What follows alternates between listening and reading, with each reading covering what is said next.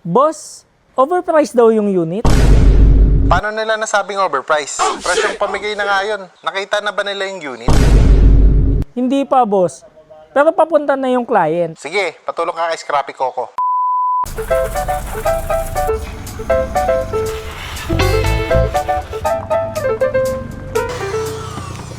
Okay na to. Scrappy Coco, patulong naman. Mahal ba talaga yung unit? I got you, boy! Good day mga ka-jackpot! Another day, another release na naman. 2022 Mazda BT50 3.0L diesel automatic. Let's go!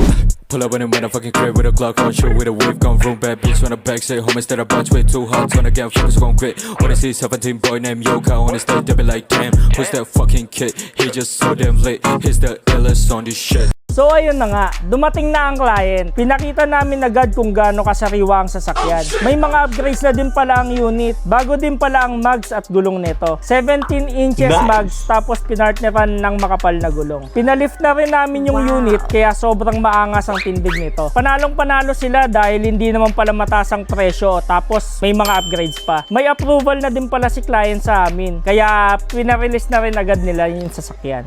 Good day mga ka-jackpot. Ako nga pala si Kevin, sales manager ng Cars Aras Auto Trading. Kung naghahanap ka ng sariwa at affordable na unit, kumontak lang sa number ko or sa aking Facebook account.